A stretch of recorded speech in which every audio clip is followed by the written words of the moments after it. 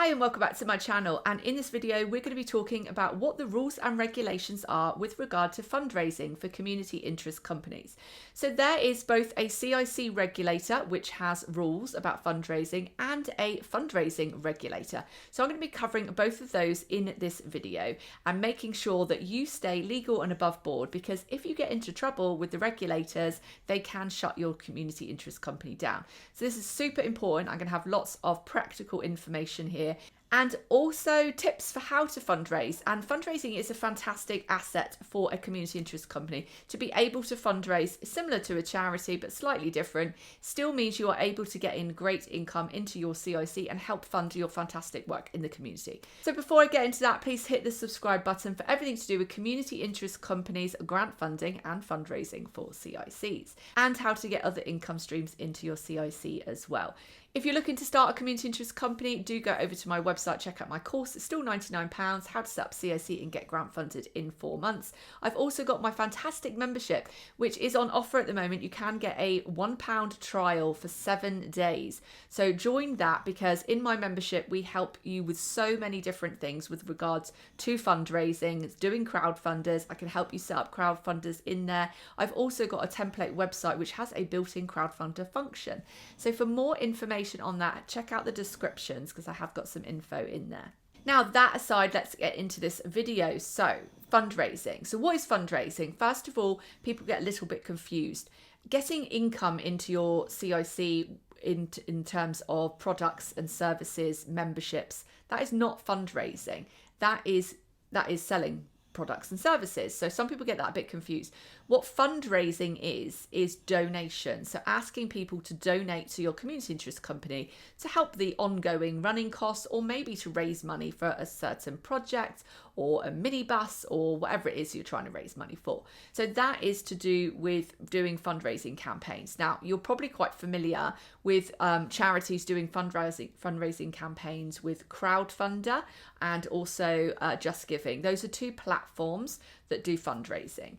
Also, people can fundraise on their websites, or they could go out publicly and shake buckets and all the usual stuff. Now, if you were to do something to raise money, like selling services, that is not fundraising. That is not the same as asking people to donate. Similarly, sponsorship is not the same as fundraising. So sponsorship, asking a company to sponsor you, maybe you're giving them advertising for an event or something like that, and they're sponsoring you, or having a philanthropist, donate money to your CIC as a grant to be able to do certain project work. Grant funding is also not fundraising. Grant funding is getting in grants. So all of that stuff is not fundraising. So what we are talking about with fundraising is when people do just givings or crowdfunders or shaking buckets. That's what we're talking about here. Now, when I set up CICs for people, I always recommend that they don't mention fundraising in their initial CIC 36 form, which is the formation document that we do when we actually set the CIC up and apply to Companies House. The reason why I don't want you to write fundraising or fundraising days or anything like that in your activities on that form is because I find that the CIC regulator often will turn, Companies House will turn it down. So they'll often reject it and they'll say, oh, but there's loads of rules around that, blah, blah. And they tend to be it's quite difficult to get an application over the threshold. So I always recommend that when you write your CIC 36 form, you do not mention fundraising days or fundraising on that application for the CIC 36 form. Now, that doesn't mean that you can't do your fundraising. It just means that it's much easier then to get your CIC through and set up and get ready to go. Now, what happens then once you're ready to go and you want to do a fundraiser? So I have spoken to the CIC regulator to make sure that this information that I'm going to give you is correct and update.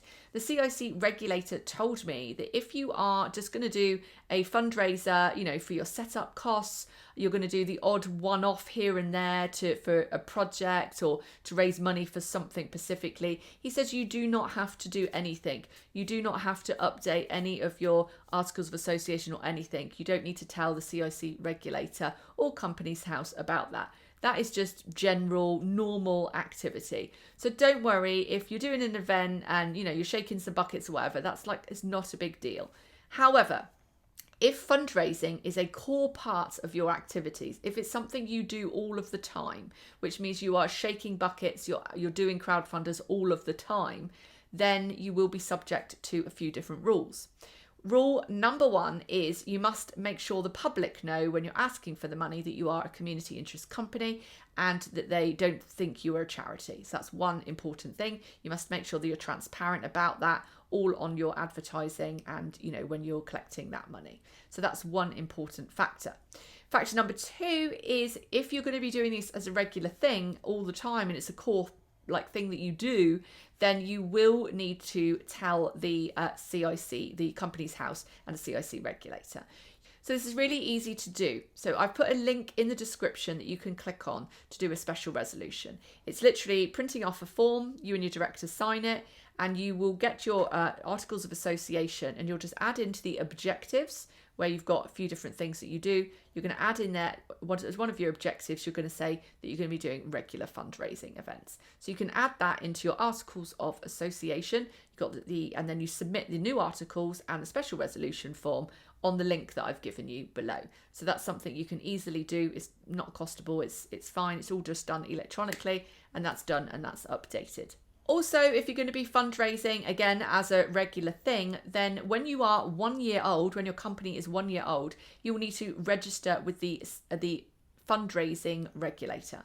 So the fundraising regulator doesn't let you actually register in your first year.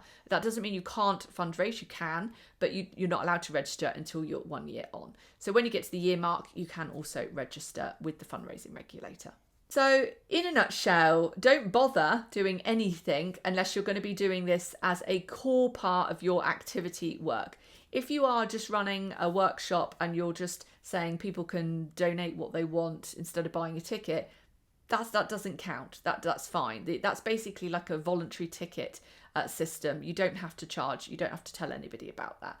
So if you're just collecting a little bit of money here and there, if you're just doing the odd crowdfunder, that's also fine.